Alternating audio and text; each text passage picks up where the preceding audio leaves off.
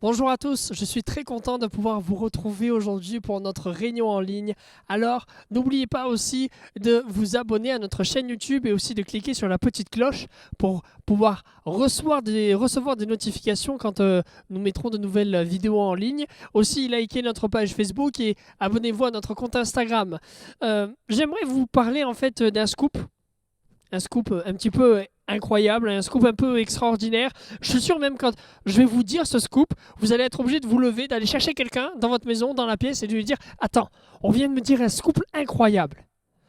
Et mon scoop c'est, attention, hein, Dieu est merveilleux. Alors attends, je crois que t'as pas bien entendu. Dieu est merveilleux. Attends.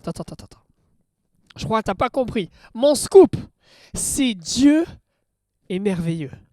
Et là, c'est le moment où tu peux justement te lever, tu peux aller chercher quelqu'un dans la pièce ou dans ta maison et tu lui dis j'ai un scoop incroyable, Dieu est merveilleux. Vas-y, tu peux le faire, tu peux mettre sur pause aussi. Et en fait, c'est vrai parce que si on réfléchit 2 secondes, Dieu c'est le créateur de l'infiniment grand, il a créé des planètes, il a créé des étoiles, il a créé plein de choses. Et il est créateur aussi de l'infiniment petit. Il a créé des atomes, il a créé des cellules, il a créé des électrons. Et toutes ces choses, c'est complètement incroyable. Et ça me fait penser aussi, dernièrement, j'ai entendu une star qui parlait, peut-être, il disait un jour, si je vais au paradis, si je vais devant Dieu, bah, du coup, voilà ce que je lui dirai. Et il le met un petit peu en scène comme ça, et regardez, il dit, il est intimidé comme ça, il dit, bon, tout d'abord, je voulais vous dire, ce que vous faites, j'aime beaucoup. J'aime énormément ce que vous faites. Mais vraiment, la terre, extraordinaire. Le ciel, c'est tellement beau. La mer, j'aime beaucoup ça aussi.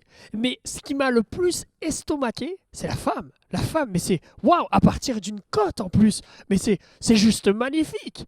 Et c'est vrai que ce que Dieu fait est complètement magnifique. Et tout ça pour vous dire que on traverse un moment de crise en ce moment, c'est vrai. Mais je crois que Dieu reste le même. Il reste ce merveilleux créateur. Il reste celui qui a créé les cieux, la terre, la mer, celui qui t'a créé et celui qui m'a créé. Alors je crois que pendant ce temps de crise, nous devons nous dire seulement une chose. Il tient tout. Et quand je dis tout, c'est cette crise et bien au-delà. Il tient tout entre ses mains. Et c'est ça le titre de mon message aujourd'hui, c'est entre ses mains. Tout est entre ses mains. Ta vie, la création, ce qui se passe dans ta vie, que ce soit les déserts, les tempêtes, les attaques de l'adversaire, ou alors les moments de solitude, les moments de pleurs, les moments de joie, les moments de rire, les moments de bonheur, les moments d'angoisse. Tout cela est entre ses mains. J'aimerais maintenant lire avec toi un passage dans le livre de Job au chapitre 9 et au verset 5.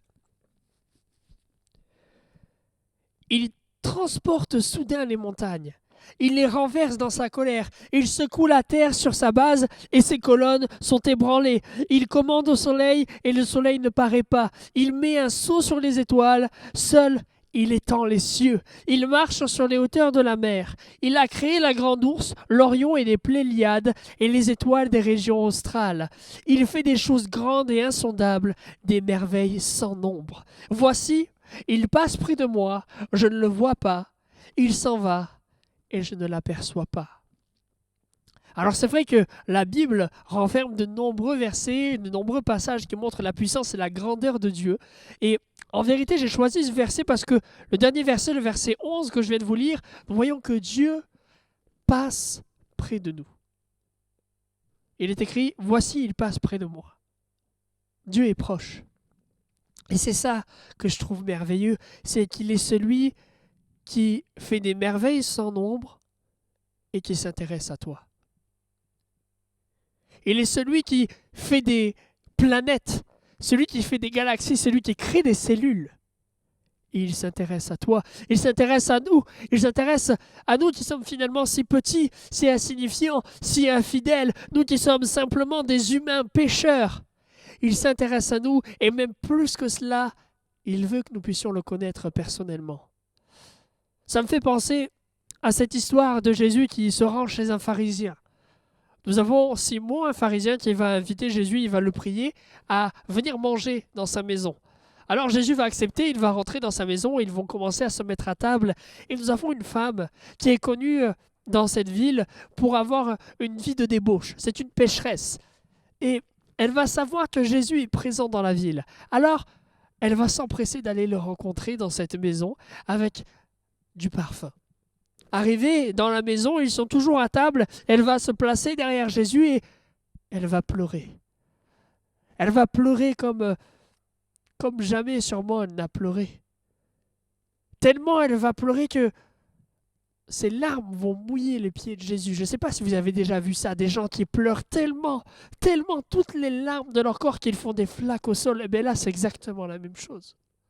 Elle mouille les pieds de Jésus, alors elle va les essuyer avec ses cheveux. Et puis ensuite, elle va répandre du parfum. Alors nous avons ce pharisien qui voit cette scène et en fait, il n'est pas content, il ne comprend pas trop en fait ce qu'il voit et même il commence à ressentir du mépris vis-à-vis de Jésus. Il va se dire intérieurement, mais si cet homme était réellement un prophète, il saurait que cette femme est une pécheresse. Et pourtant Jésus va disculper cette femme et il dira qu'elle aura fait plus que lui, bien plus. Cette histoire nous montre l'attention que Jésus nous porte. Nous voyons Jésus qui se rend chez une personne importante. C'est chez un pharisien. Pour l'époque, c'est une personne importante. Pourtant, il va tourner ses regards vers cette femme qui était pécheresse. Et voyant à quel point, en fait, elle était remplie de tristesse et qu'elle se tenait comme ça à ses pieds. Lui, il aurait très bien pu ne pas faire cas d'elle. Il était avec une personne socialement bien plus importante. Il aurait pu la mettre de côté, en fait. Lui dire même d'arrêter. Mais voyant toute son humilité, voyant même son acte d'humiliation, parce qu'elle s'est réellement humiliée, parce que je crois que cette femme connaissait Jésus. Et elle savait que sa vie n'était pas en accord avec ce que Jésus disait, avec ce que Jésus même était. Alors elle a pleuré toutes les larmes de son corps. Elle s'est humiliée devant lui. Elle a essuyé ses pieds avec ses cheveux et elle lui a donné du parfum, elle lui a répandu du parfum. Et Jésus a préféré l'humilité de cette femme. Aujourd'hui, peut-être que tu es comme cette femme. Mon ami, tu es dans le péché. Et tu pleures devant Jésus aujourd'hui. Tu te sens sale, tu te sens indigne. Tu te sens loin de lui. Et j'ai envie de te dire, Jésus est merveilleux.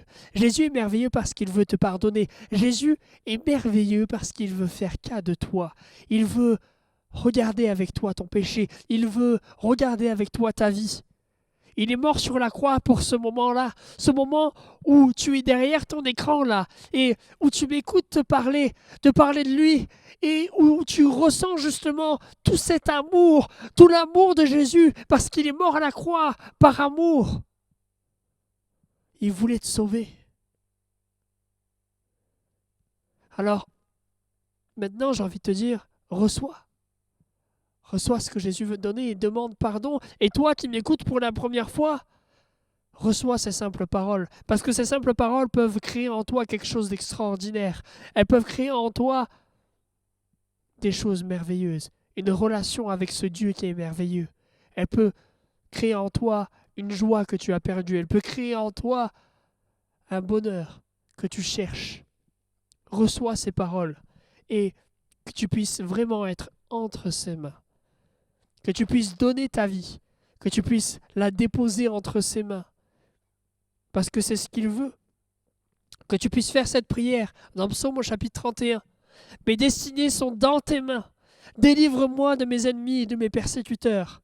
Que tu puisses vraiment dire, Seigneur, je te laisse tout. Je te donne tout. Je te donne ma vie, je te donne mon cœur. Mais délivre-moi. Délivre-moi de mes maux, délivre-moi de mon mal. Délivre-moi. Et toi, mon ami, mon frère, ma sœur, j'aimerais qu'aujourd'hui tu puisses vivre une restauration avec Dieu en te plaçant entre ses mains. Dans Michée au chapitre 4 et au verset 7, nous lisons Des boiteux, je ferai un reste. De celles qui étaient mises à l'écart, une nation puissante. Et l'Éternel régnera sur eux à la montagne de Sion, dès lors et pour toujours. Jésus veut s'occuper de toi, mon ami.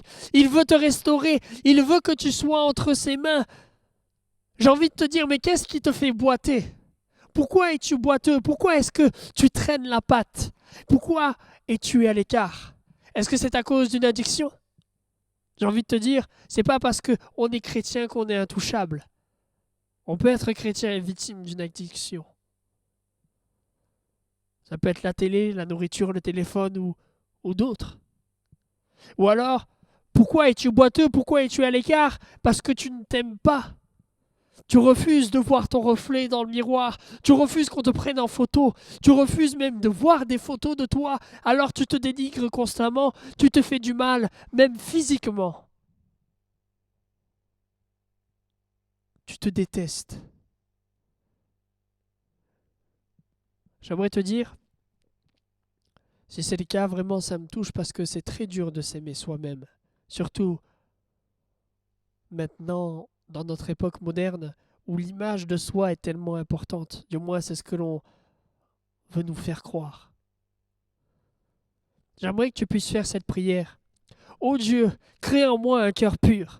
Renouvelle en moi un esprit bien disposé. Rends-moi la joie de ton salut et qu'un esprit de bonne volonté me soutienne. Aujourd'hui, Jésus veut te restaurer. Aujourd'hui, Jésus veut changer tes pensées. Dans Psaume, au chapitre 23, il est écrit « Il restaure mon âme ». Aujourd'hui, Jésus veut restaurer ton âme. Aujourd'hui, il veut te changer intérieurement, extérieurement. Il veut que tu puisses voir qu'il agit dans ta vie. Il veut voir que tu es entre ses mains.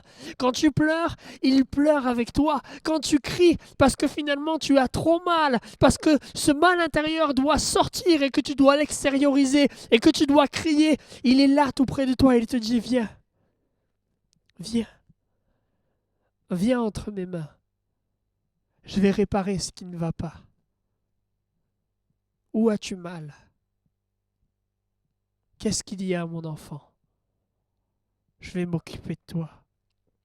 Dans notre texte de Michée, si on prend la version du Semeur, il est écrit « Je ferai de ceux qui boitent un reste qui subsistera ».